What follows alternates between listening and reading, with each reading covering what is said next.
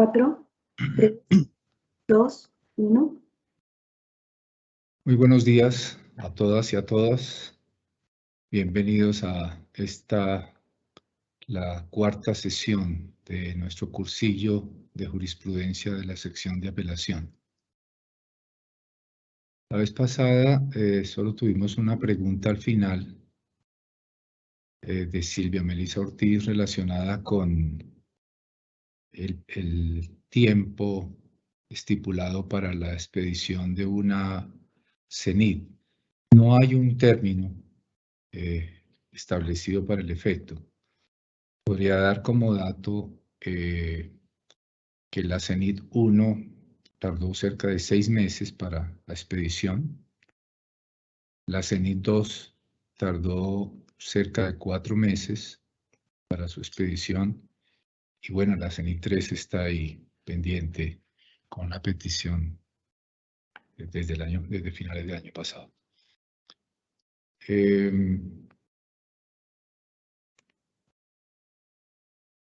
Pues hoy vamos a iniciar ya formalmente,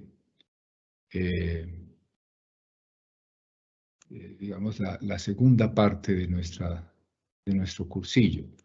La vez pasada, recuerden que esencialmente avanzamos en las en la explicación de la estructura y sentido, naturaleza de las distintas providencias a través de las cuales se puede pronunciar la JEP, destacando particularmente dos, las sentencias de unificación y la CENID precisamente, en donde en las sentencias de unificación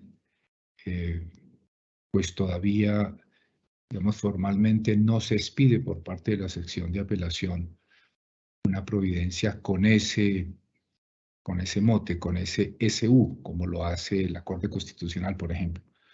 Pero eso no quiere decir que no se haya hecho por parte de la sección de apelación sentencias de unificación.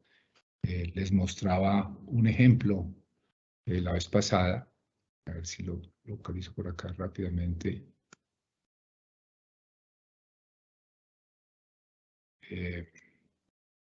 Precisamente, en donde la sección, en este auto 449, en donde la sección expresamente señala que procede a unificar en esta oportunidad un tema relacionado con, como lo decíamos en su momento la vez pasada, con un asunto procesal, con el momento, con la denominación que debía tener esa providencia mediante la cual se desestima definitivamente la competencia de la JEP en relación con algún caso, que es el rechazo de plano y o la inadmisión por incompetencia según el momento procesal en el que se produzca. Entonces, sí se ha hecho el ejercicio de la unificación, y ahí teníamos un ejemplo, aun cuando no se titule como tal las providencias con la expresión SU. Y en relación con las sentencias interpretativas, hacíamos notar cómo, entre otras cosas, entre otras características, las sentencias interpretativas tienen una vocación no solamente para resolver el caso concreto, la consulta que se hace por parte de las salas, por ejemplo, como ha ocurrido hasta ahora, sino que con ocasión de las mismas, pues se ha avanzado en lo que debería ser una especie de políticas judiciales relacionadas con el tema concernido. Entonces, tenemos un par de ejemplos, pero uno para recordar simplemente cómo en la CENID 2, luego de resolver un asunto que tenía que ver con la interpretación de una norma de la LEGEP sobre la competencia de las salas y la sección de revisión en torno a las libertades, quién debía ser el competente, Allí se hizo notar la importante función que tendría la sección de revisión a partir de la LGEP precisamente, relacionada con la supervisión del régimen de condicionalidad. Y se dieron instrucciones en ese sentido y pues existe, como comentábamos, un inventario de los beneficios para efectos de determinar posteriormente las sanciones propias, saber dónde se encuentran los comparecientes de la JEP a quienes eventualmente se le vayan a interponer, a imponer sanciones propias. Y finalizábamos señalando cómo pues la JEP y la sección de apelación en particular tiene una serie de retos con ocasión de su trabajo jurisprudencial. Uno de ellos es resolver los asuntos, por supuesto, que tiene a cargo la JEP. Esto es todos estos beneficios a los que hicimos igualmente referencia la vez pasada en un listado muy rápido que se presentó. Pero también tiene el reto de mantener una coherencia conceptual, precisamente para poder dar cierta seguridad jurídica, cierta estabilidad jurisprudencial y una contribución a la orientación de las políticas judiciales que corresponde a la Comisión de Justicia Transicional de la JEP y, por supuesto, al órgano de gobierno. Y finalizábamos la vez pasada señalando cómo en esos retos también hay que tomar en consideración ese diálogo jurisprudencial que se produce en términos simétricos, decía, el diálogo que hay con las otras cortes es necesario mantenerlo en términos simétricos. Cuando nosotros utilizamos la jurisprudencia de la Corte Constitucional o de la Corte Suprema o de las Cortes Internacionales, siempre procuramos mantener ese diálogo abierto. De hecho, se han utilizado jurisprudencias de la Corte Penal Internacional, por ejemplo, para hacer notar que no todas las opiniones y concepciones que allí se establecen en relación, por ejemplo, con la noción de relación con el conflicto, necesariamente son útiles para el caso colombiano en función de las particularidades, por ejemplo, del caso colombiano. Entonces, se trata de mantener, repito, un diálogo fluido con la jurisprudencia nacional e internacional en términos simétricos, no en términos asimétricos. Todo esto debería llevar, concluíamos, a la consolidación de un corpus juris, o lo que se suele denominar el corpus juris de derechos humanos y derecho internacional humanitario. La jurisprudencia que en conjunto se está produciendo en la JEP debe contribuir a eso, está contribuyendo, digamos, a ese corpus juris.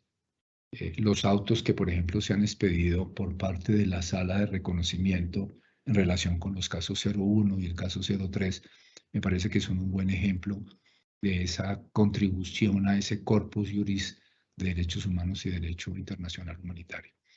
En la medida en que allí están haciendo aplicaciones hermenéuticas, no solamente de la normativa nacional, sino también de la normativa internacional, porque estamos habilitados para hacerlo.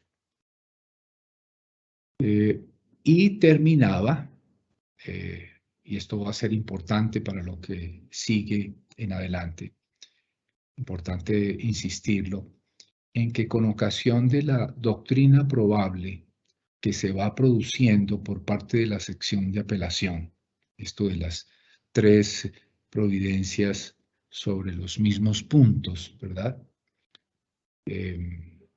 Sobre los mismos puntos de derecho, hacen doctrina probable, con lo cual se consolida el entendimiento que tenga la sección de apelación en relación con algún tema, con alguna normativa.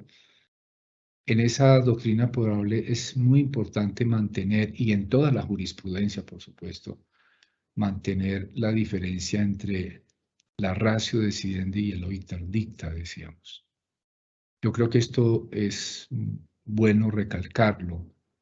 En el producido jurisprudencial que corresponde a los jueces, esta es una distinción muy útil para efectos de, digamos, de afinar la función del juez. El juez tiene finalmente como función principal la de resolver problemas jurídicos. Y en la resolución del problema jurídico, pues tiene que plantear el problema jurídico y responder a ese problema jurídico, que finalmente es la tesis que defiende la providencia. Y esa tesis es el corazón más los argumentos que sustentan esa tesis para resolver el caso concreto, ¿verdad? Y eso es lo que hace un precedente jurisprudencial.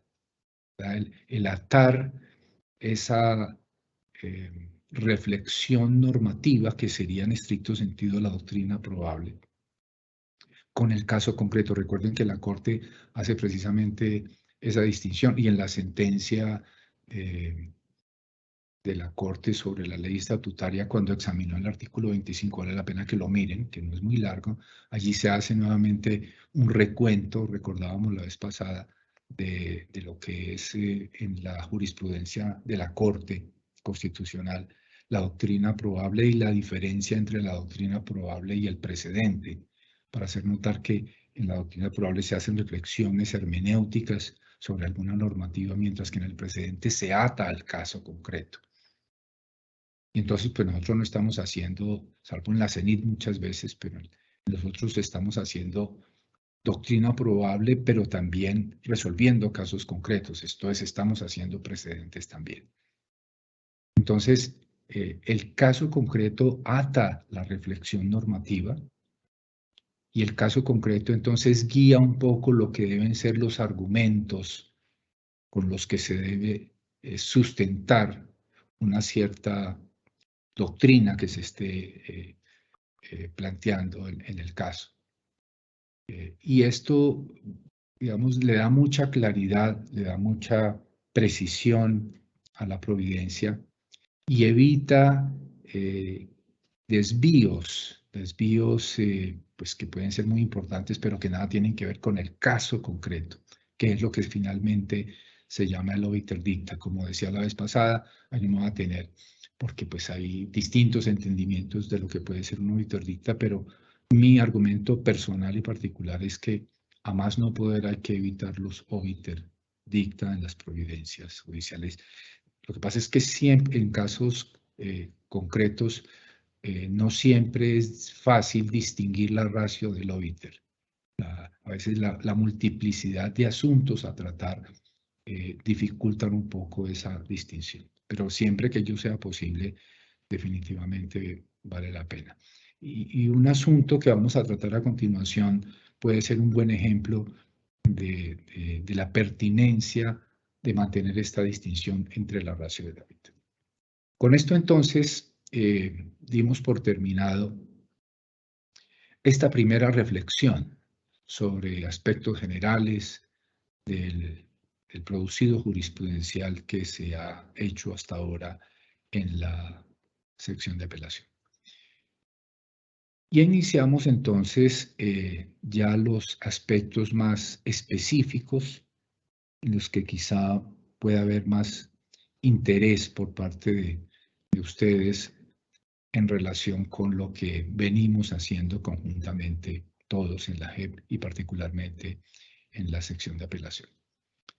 Este segundo tema, que en realidad es el primero, esencial, sustancial ya, tiene que ver de manera más o menos obvia con la competencia de la JEP. Sin embargo, no he querido llamarlo solo factores de competencia, sino también porque están, como podrán intuir, asociados los temas de los comparecientes y los no comparecientes. quiénes son y por qué razón las personas que pueden y deben venir a la JEP. Entonces, eso toca necesariamente con quiénes son los comparecientes en la JEP, quiénes son no comparecientes en la JEP. Y esos comparecientes y no comparecientes, entonces, están determinados por los factores de competencia que fueron determinados tanto en el acuerdo final como en las normas constitucionales y legales que nos rigen. Y luego, con ocasión de estos factores de competencia, al final de los mismos, que espero, digamos, dedicar seguramente 2 o 3 clases, 2 o 3 sesiones a este tema, haremos una referencia a una consecuencia muy importante de la determinación por parte de la JEP, por parte nuestra, de si se cumplen o no los factores de competencia. Esto es, de si una persona puede o no puede, debe o no debe entrar a la JEP. Y esa consecuencia es, entre otras, pero que es muy importante y ahora se está poniendo de moda con ocasión de alguna decisión de la Fiscalía General de la Nación, que es la suspensión de los procesos. Entonces, ¿de qué manera y bajo qué condiciones los procesos que están en la jurisdicción ordinaria a cargo de la Fiscalía o de los jueces ordinarios se suspenden o no se suspenden? ¿Cuándo se debe entender que un proceso en la jurisdicción ordinaria está suspendido? ¿Bajo qué condiciones? ¿Hasta qué momento? Entonces, este tema de la suspensión de los procesos, que es tan importante a efectos de no paralizar, por supuesto, la actividad jurisdiccional como un todo, pero también para efectos de hacer notar la colaboración mutua que existe y que debe existir entre la JEP y la justicia ordinaria en materia de investigación criminal. En últimas, el trabajo mutuo que debe evitar la impunidad en los casos. Ahí hay situaciones en las que piensa uno pueden estar jugando estratégicamente muchos de los aspirantes a comparecer a la JEP porque pueden estar en el mejor de los mundos posibles, que es que allá está suspendido el proceso en la justicia ordinaria y aquí no avanza el proceso en la JEP por la congestión o por la razón que sea.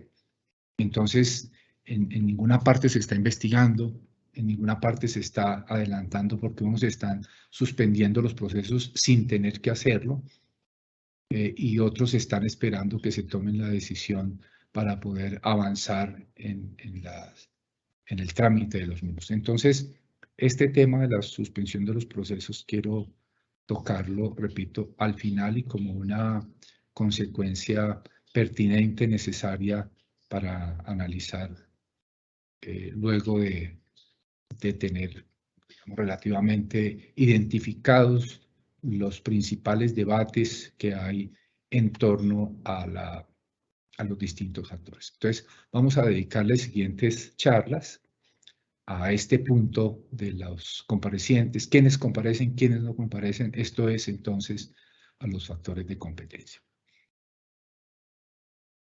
La competencia en la JEP, entonces, como bien se sabe, está determinada por 3 factores. El factor temporal, tenemos un límite a efecto del cual podemos nosotros avanzar en nuestra función misional.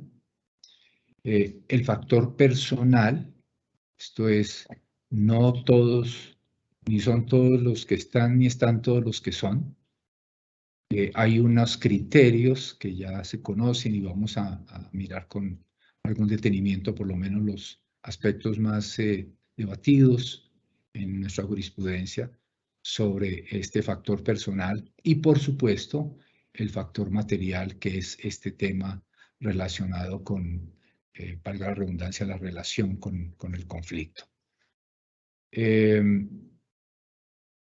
Hoy vamos a avanzar en el primero especialmente. Eventualmente tocamos algún punto del personal, pero esencialmente hoy está previsto que avancemos en el factor temporal. Estos factores de competencia, en términos generales, o lo que es lo mismo, la competencia de la JEP a través de estos factores está determinado, diría, por estos tres aspectos. Excúsenme un segundo, por favor.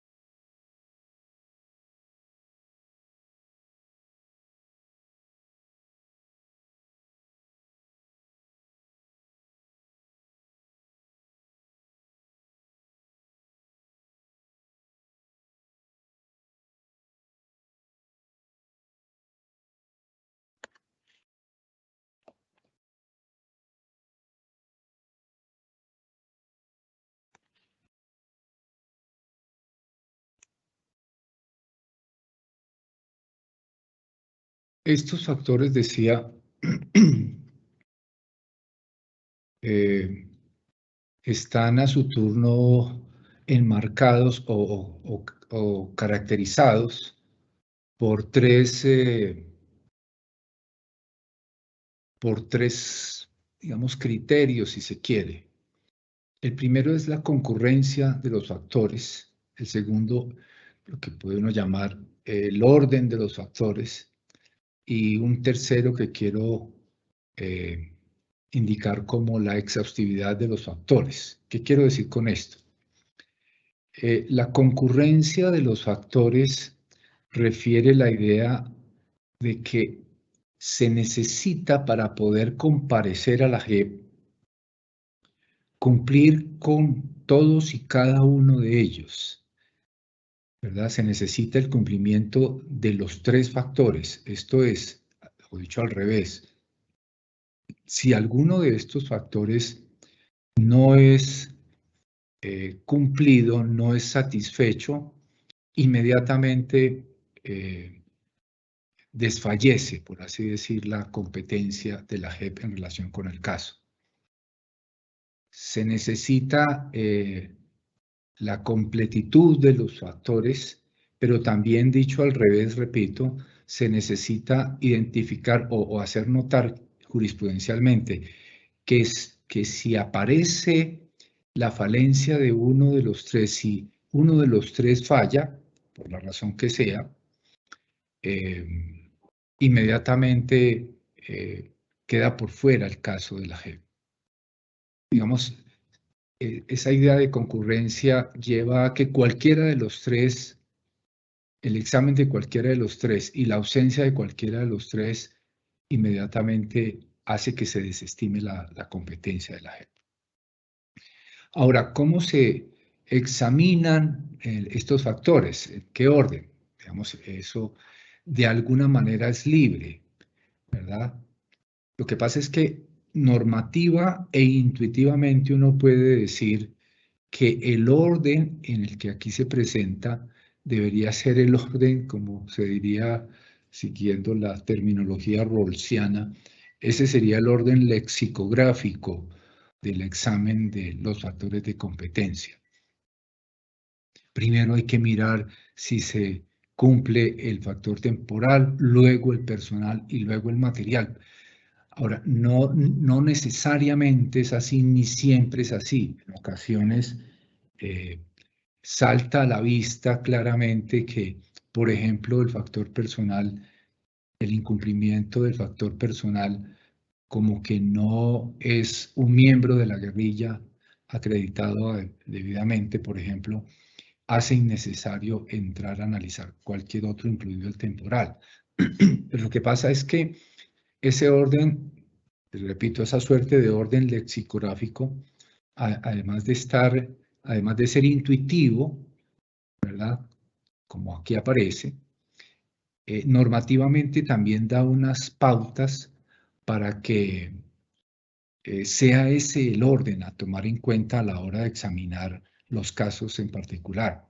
Entonces, por ejemplo, claramente hay bueno, y esa normativa entonces, esas pautas normativas que se dan para determinar el orden o a partir de las cuales uno puede establecer un orden de examen de los factores, está a su turno indicando cierta dificultad. El orden está dado por el orden de dificultad del examen de los factores inducido a través de la misma normativa. Me explico. Cuando, por ejemplo, en el factor material se dice que el factor material refiere si hay relación directa, indirecta con el conflicto o si se causó el hecho por causa o ¿cuál es la otra expresión? Bueno, hay otra expresión allí. Con el conflicto, con ocasión del conflicto. Noten ustedes que esas expresiones, como ya lo habrán padecido quienes hayan trabajado en casos concretos sobre esto, pues son demasiado ambiguas y dan para mucha reflexión y dan para mucho debate en casos concretos determinar si algo está o no relacionado con el conflicto, a pesar de que las normas en alguna de estos artículos de la LEGEP se dice, se entiende relación con el conflicto tales y da una serie de pautas, pero esas pautas, entre más darle uno, como que más complejizan la reflexión. En suma, el tema de la relación, ¿qué está uno relacionado con el conflicto? Puede ser un tema bastante complejo finalmente, como lo es en los casos concretos en realidad. Entonces, hay un alto grado de dificultad, dada la ambigüedad de las expresiones normativas relacionado con el conflicto, relación directa, relación indirecta, con ocasión del conflicto, ¿verdad? Lo propio puede decirse, pero ya en un menor grado, respecto de la normativa que guía lo que serían el factor personal. Especialmente, como recordarán, esta normativa de la 1820, los artículos 17, 22, por ahí, establecen los distintos factores, los distintos escenarios, las distintas formas como se puede demostrar, por ejemplo, el factor personal. Si ha sido condenado, si ha sido investigado por delito de rebelión, por ejemplo, si está acreditado por la Oficina del Alto Comisionado para la Paz, por ejemplo, si a pesar de no haber sido condenado, las pruebas eventualmente de las investigaciones dan para pensar que sí estuvo vinculado con delitos de rebelión, por ejemplo, etcétera. Hay al menos 4 rutas, ¿verdad?, sobre el factor personal, 4 criterios identificadores de lo que sería la acreditación del factor personal.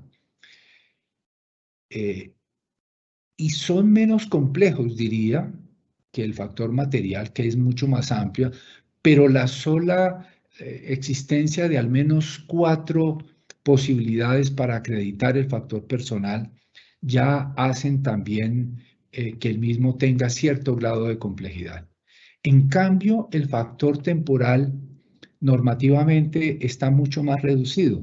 Hay una fecha determinada para el mismo, hay algún otro criterio relacionado con la entrega de armas, el desarme, y pare de contar. Entonces, con esto lo que quiero decir, repito, es que además de que intuitivamente uno puede establecer que este sería el orden lexicográfico de los factores de competencia, además de esa intuición, las normas también tienen un cierto, las normas que identifican las características y maneras de probar los factores material, personal y temporal, también tienen cierto grado de complejidad. Y entonces es menos complejo la hermenéutica, diríamos, la hermenéutica de las reglas que establecen el factor temporal, un poco más compleja, uno diría por la pluralidad de formas que hay para la acreditación del factor personal y definitivamente mucho más complejo, normativamente hablando, la hermenéutica relacionada con el factor material. Entonces, allí trato de juntar intuición con complejidad normativa y hermenéutica para señalar cuál debería ser el orden de análisis de los factores para llegar a esta misma conclusión. Estoy tratando de justificar esta obviedad, esta intuición, si se quiere. Y esto entonces, esta intuición de primero hay que estudiar el factor temporal, después el personal y después el material. Ya miraremos luego que muchas veces, por ejemplo, el factor material eventualmente puede ayudar a aclarar cosas del factor personal. Entonces, esta no es una regla absolutamente rígida, pero sí es la regla más razonable para efectos de estudiar un caso concreto. Un caso concreto arranca, repito, estudiando, como creo que todos lo habrán hecho, los que trabajan estos temas, el factor temporal, luego el personal y luego el material. Es más, lo que uno ha visto en la práctica es que como el factor temporal es tan sencillo, por así decir, tan evidente, normalmente se pasa por alto, simplemente se menciona la fecha de que ocurrió antes del 1 de diciembre del 2016 y inmediatamente se entra en el análisis del factor personal, que es en donde suele haber más debate, y luego, por supuesto, el factor material. Y finalmente, está el tema de la exhaustividad. Con exhaustividad aquí lo que yo quiero señalar es, para que eventualmente no se confunda con algún otro significado que se le quiera dar. El significado que yo le quiero dar a esta noción de exhaustividad es que si se examina por este orden lexicográfico el factor temporal inicialmente y se verifica que no se cumple el mismo, en ese sentido, el factor de competencia es exhaustivo para la JEP. Esto es, y eso es lo que yo quiero significar con esa expresión acá. Puede haber otra, pero es la que se me ocurre. De hecho, no la encuentro en la jurisprudencia, pero me parece que puede explicar adecuadamente lo que quiero señalar. Y es, repito, que si uno de los factores,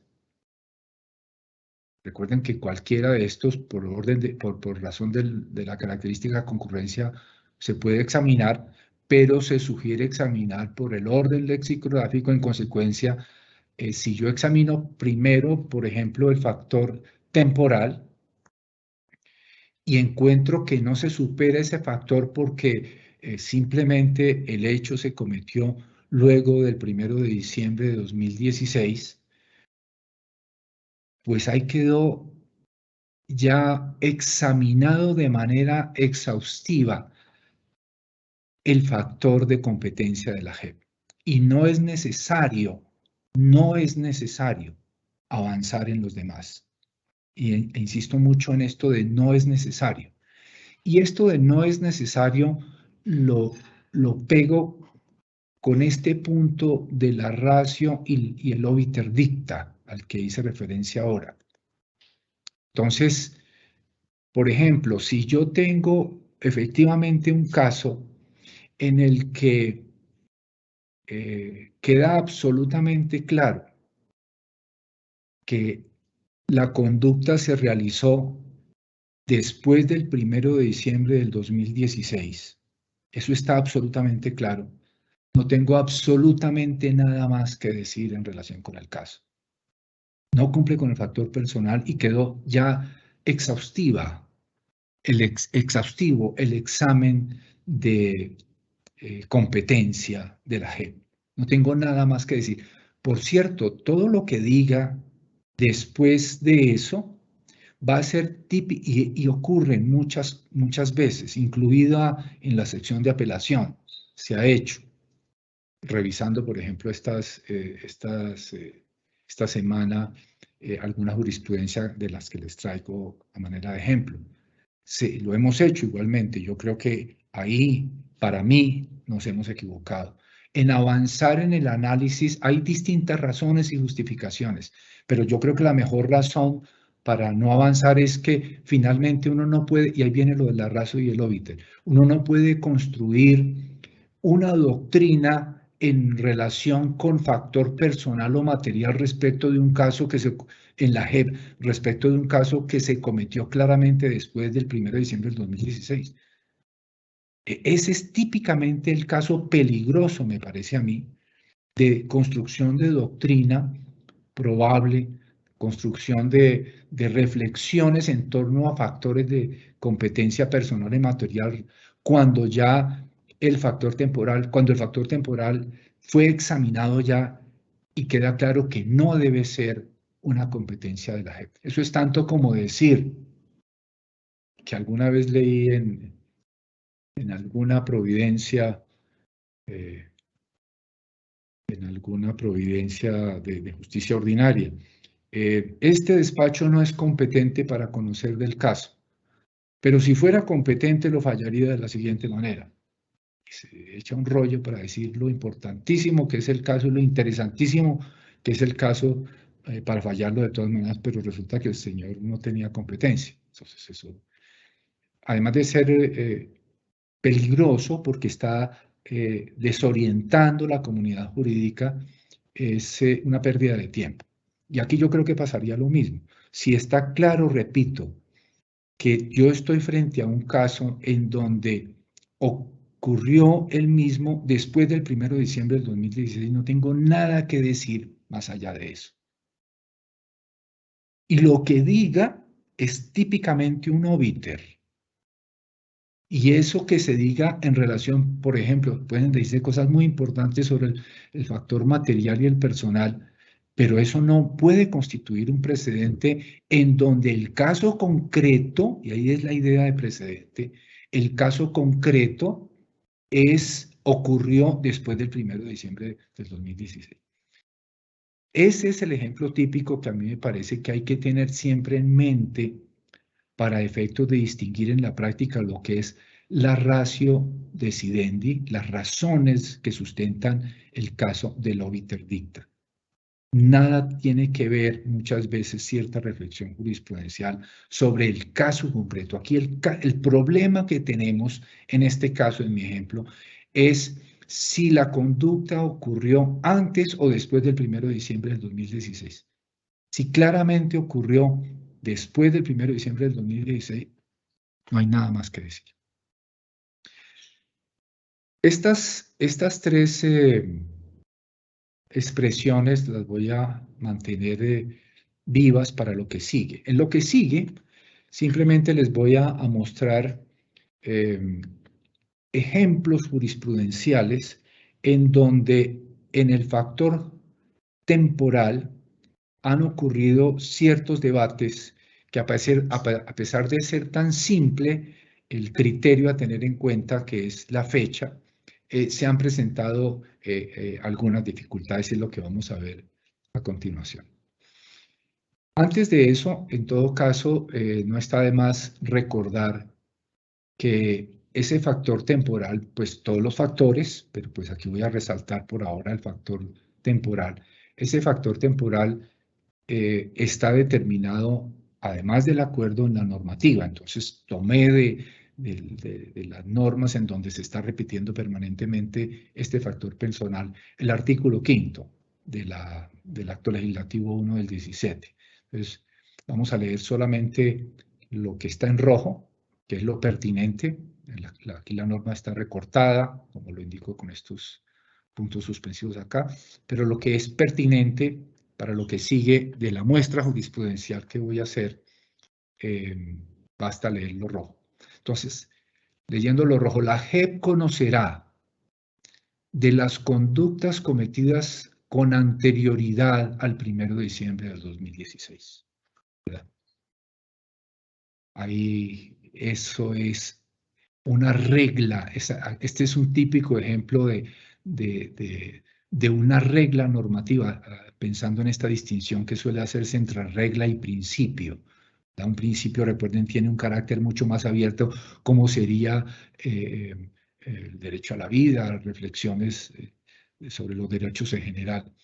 Mientras que esta es típicamente una regla por el carácter perentorio que tiene, por el carácter cerrado. Aquí no se necesita mucha imaginación, mucha interpretación para saber, para determinar cuál es la fecha límite, la fecha de corte que nosotros tenemos para efectos de conocer las conductas por parte de la JEP. 1 de diciembre de 2016. Esta es la regla más sencilla, por eso orden lexicográfico por virtud de la hermenéutica sencilla de una norma. Y luego viene una segunda parte que la JEP conocerá otro aspecto que tiene que ver con el factor temporal.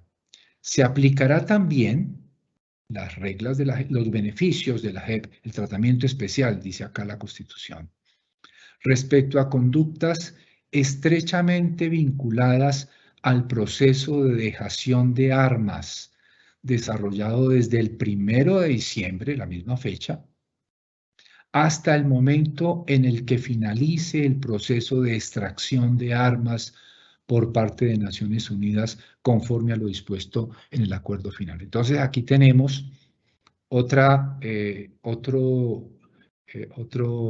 regla en realidad, y es que además de las conductas posteriores a 2016 quedan excluidas, o al revés, están incluidas las conductas realizadas antes del 1 de diciembre. Las otras conductas que están incluidas son las que se hayan realizado desde el 1 de diciembre hasta el momento de la extracción, del proceso de extracción de armas, el proceso de entrega de armas, si se quiere, que como miraremos más adelante, pues esto fue una fecha que también se determinó más o menos en junio, agosto del 2017. También esto es una cláusula cerrada en el sentido de que ya hay una fecha determinada por Naciones Unidas, ya lo miraremos más adelantico, en donde se dice hasta aquí fue el proceso, esta fecha de julio y esta fecha de agosto son las fechas indicativas en donde terminó definitivamente el proceso de dejación de armas. Entonces, allí hay una regla igualmente cerrada. Sin embargo, miraremos algunos casos en donde se presentaron, digamos, casos dudosos sobre si lo que se estaba haciendo era realmente, estaba en el contexto del proceso de dejación de armas.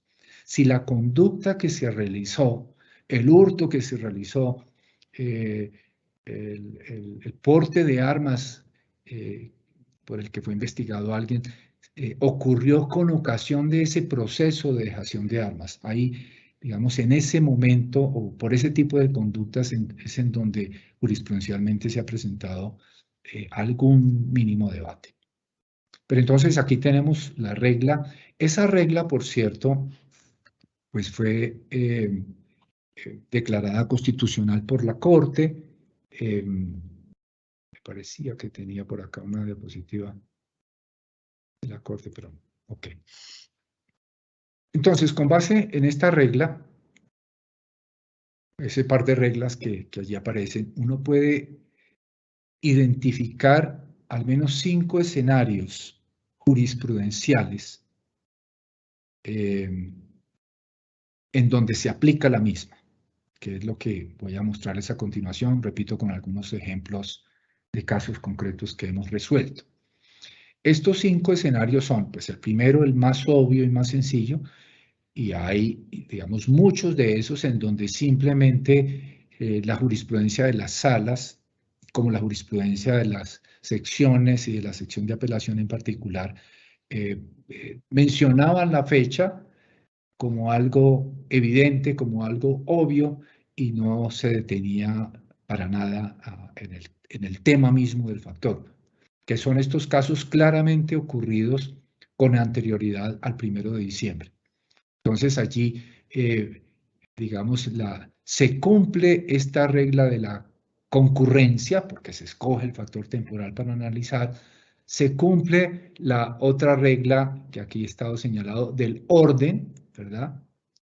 Porque primero se examinó el factor temporal y resulta, no es necesario ni siquiera cuando se cumple que la conducta se hizo antes del 2016, pues no se da la exhaustividad porque la exhaustividad tiene que darse entonces con un factor distinto, que en este caso sería, por ejemplo, el personal, ¿verdad?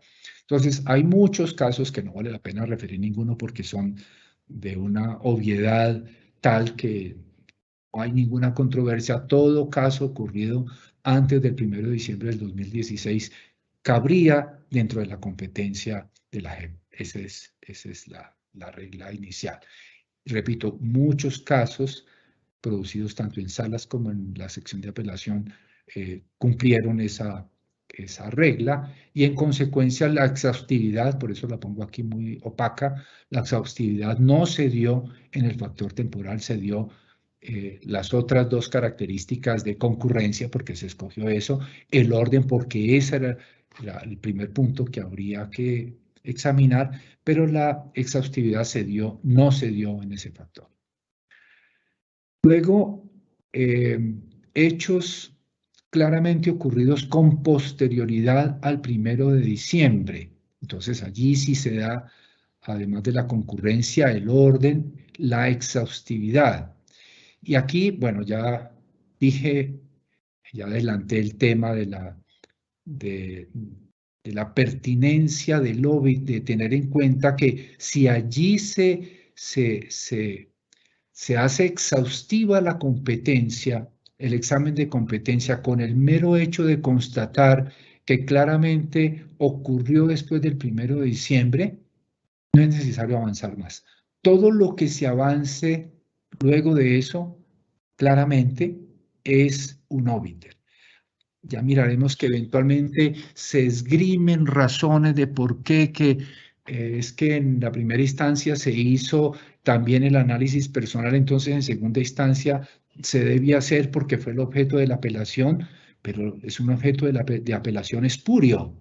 Claramente sí se detecta que definitivamente la conducta ocurrió con posterioridad al 1 de diciembre. Por eso nuevamente asocio esta noción de obiter dicta, esto es que nada tiene que ver con el caso, con este punto de la exhaustividad del factor temporal. Que lo mismo puede ocurrir, entonces, si se da el paso hacia el factor personal respecto del factor material. Entonces, si se agota con el factor personal, como que el señor queda claro que no es guerrillero, que no es miembro de la fuerza pública, que no es tercero, pues ¿para qué se analiza y con ocasión de qué se analiza el factor material? Ocurre exactamente lo mismo. Pero en donde claramente es más evidente es esa exhaustividad es en este factor temporal.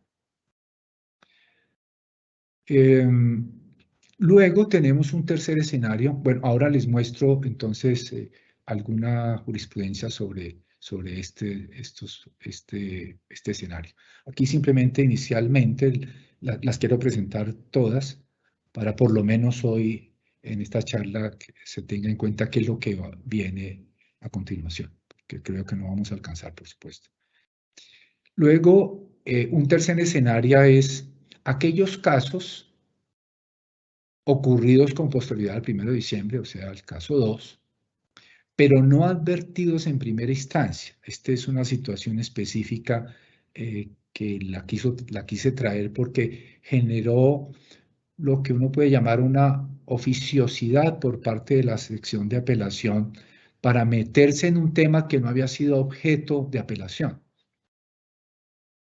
Esto es, en un caso que ya lo, repito, ya lo voy a referir, específico, es el mismo, es el mismo escenario anterior, pero tuvo esta particularidad, ¿no? Y es que en primera instancia no se advirtió que el hecho ocurrió con posterioridad al 1 de diciembre, sino que en primera instancia se entró en el análisis del factor, se asumió como que cumplía el factor temporal y se entró en el análisis del factor temporal, personal a continuación. Y la apelación, por supuesto, entonces se centró fue en el factor personal. La pregunta es si la sección de apelación debía simplemente quedarse con el objeto de la apelación, como lo dice una norma procesal, o si ante la evidencia procesal, probatoria, de que se había pasado por alto el análisis del factor temporal y, de hecho, al analizarlo, se encuentra que ocurrió la conducta con posterioridad al 1 de diciembre, si apelación debería dejar pasar por alto eso, no, porque no fue apelado, ¿verdad? Y eso iría en contra del apelante único. Aquí no recuerdo si había apelante único o no, pero bueno, ese tema del apelante único después lo tratamos, que es un aspecto específico de nuestra jurisprudencia. Entonces, allí, en esencia, pues llegamos a la conclusión de que pues había que hacer un ejercicio oficioso de ese análisis de la conducta que no se había hecho en relación con el factor temporal. Entonces, ahora les muestro el caso concreto. Repito, es el mismo caso 2, el mismo escenario 2, pero tenía esa particularidad que me pareció importante hacerlo notar para efectos de resaltar este tema de la oficiosidad de la función de apelación en relación con aquello que no ha sido objeto de apelación, precisamente. Luego el escenario 4 es el mismo escenario 1, esto es hechos ocurridos con posterioridad, pero ahí viene la segunda parte del artículo 5, que ya leímos, ¿verdad? Pero relacionados con el proceso de dejación de armas. Este artículo 5 en ese escenario 4, entonces, es una especie de excepción a la regla general. La regla general es, solamente conoce la JEP las conductas ocurridas antes del 1 de diciembre. Excepción, pueden ocurrir, puede conocer la JEP conductas ocurridas después del 1 de diciembre, pero solamente aquellas que tengan que ver con el proceso de dejación de armas.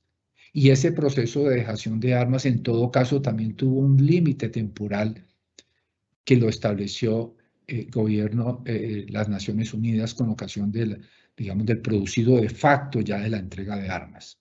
Entonces, es una excepción a la regla, ¿verdad? Esta segunda parte de la norma del artículo 5 es una excepción a esta regla general.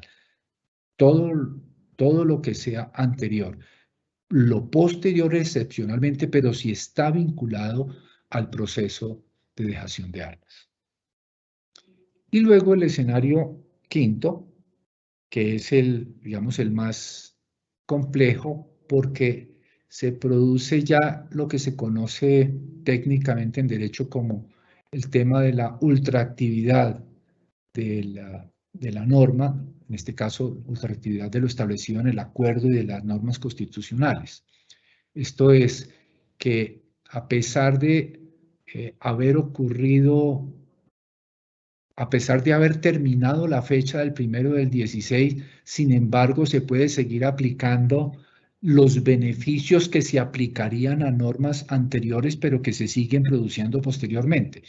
Es el caso, entonces, de los delitos que continúan ocurriendo con posterioridad al 1 de diciembre, el caso de los delitos continuados, ¿verdad? De esos delitos que se continúan ejecutando. El ejemplo, ahí tendríamos ahí varios, pero el ejemplo de la más nítido para los que no son abogados de ese delito continuado, como el secuestro, por ejemplo, ¿verdad? El secuestro es un delito continuo, la desaparición forzada es un delito continuo.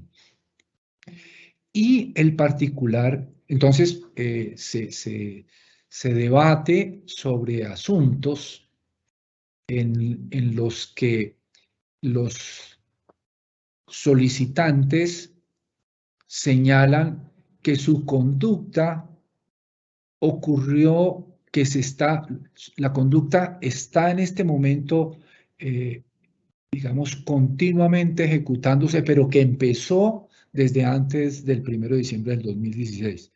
Queda claro que si es antes y efectivamente se sigue ejecutando, el hecho de que se siga ejecutando no evita la competencia de la JEP si la misma empezó antes, si la ejecución de esa conducta empezó antes del 1 de diciembre. Repito, los ejemplos serían el secuestro, la desaparición forzada. Y luego viene el caso, miraremos el caso especial de la garantía de no extradición. La garantía de no extradición también tiene, digamos, una particularidad, como quiera que el artículo 19 transitorio constitucional le otorga la competencia a la JEP, particularmente en primera instancia a la sección de revisión, para que examine si la ocurrencia de la conducta bajo ciertas condiciones ocurrió antes o después del 1 de diciembre del 2016. Si ocurrió antes, digamos, está garantizada la no extradición. Si ocurrió después, no se pierde esa garantía. Entonces, va a ser decisivo para, digamos, el buen suceso o no de la garantía de no extradición, la determinación por parte de la JEP de la fecha de ocurrencia del hecho.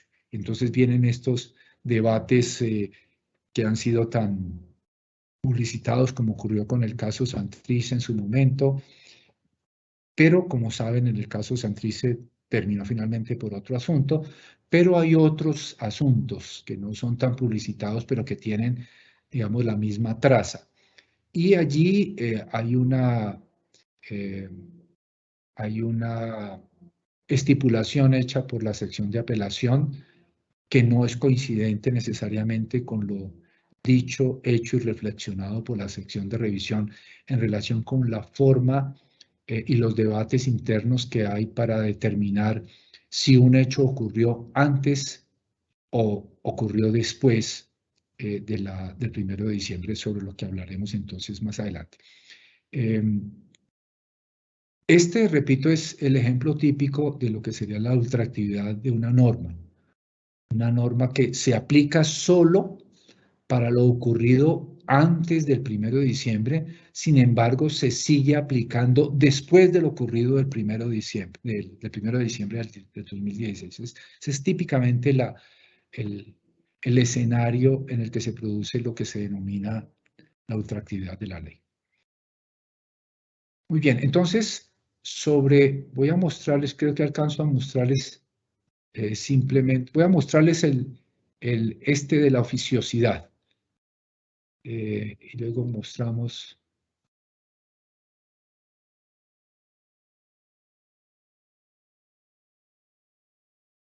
video 2. Sí, este es el escenario 2. Este es el caso, es el auto 655 que venía para resolver una libertad condicionada.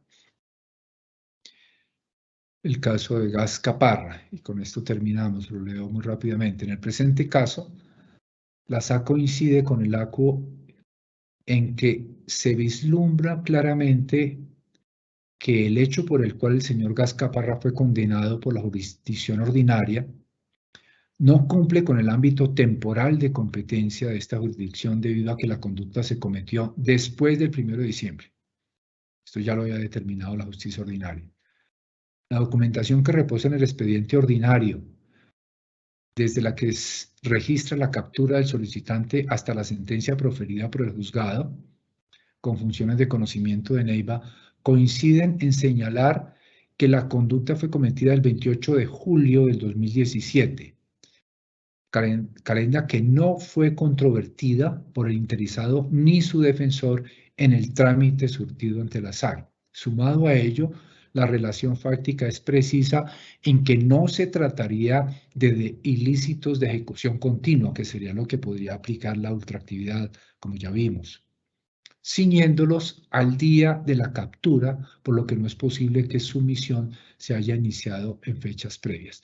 Este es el caso, entonces, en donde a pesar de no haber sido apelado ese punto específico, porque en la primera instancia no fue observado, sin embargo, en sección de apelación se consideró, como creo que habría que hacerlo efectivamente, que si el caso no tiene nada que ver con la JEP porque ocurrió después del 1 de diciembre y no es ni una excepción, ni se puede aplicar, esto es, no es un tema relacionado con el desarme, ni se le puede aplicar la ultraactividad porque se trata de un delito de ejecución continua, delito continuado, digamos, no tiene por qué estudiarse absolutamente nada más después de eso. Muy bien, doctoras y doctores, entonces seguimos en la próxima sesión en este cuadrito. Seguiré mostrando básicamente casos específicos en donde se ha producido esta jurisprudencia sobre el factor temporal. Hay unos aspectos interesantes de debate, como les decía, sobre el proceso de dejación de armas, porque, digamos, hay que examinar allí si efectivamente la conducta que se realizó, el delito que se tipificó, tenía o no que ver en realidad con la dejación de armas, y ahí se puede entonces tener cierto debate.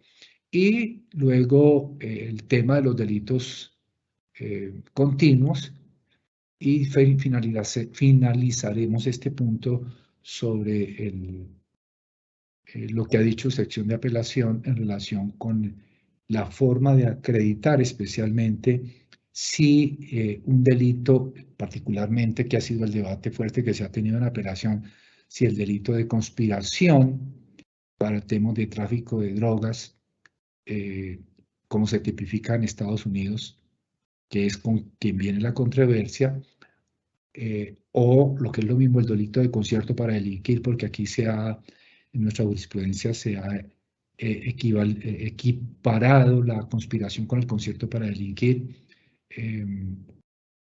cómo se demuestra ese momento de la conspiración y el momento de la inserción de los distintos conspiradores en la conspiración misma. Entonces, sobre eso hablaremos en la próxima sesión.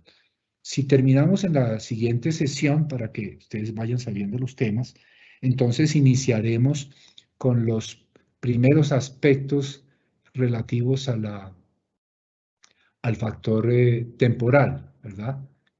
Por supuesto, entonces iremos mirando los temas les anuncio algunos de los temas del factor temporal, este tema de los tipos de comparecientes, porque hay distintos tipos de comparecientes, como saben, las particularidades que traen lo que ya mencionaba de los artículos 17 y 22, el tema del CODA y el tema de la conexidad contributiva, que es uno de los temas jurisprudenciales que ha suscitado inquietudes en algunas de las salas. Entonces seguimos, repito, en este cuadrito en el que vamos en la próxima sesión. Les agradezco mucho su participación el día de hoy.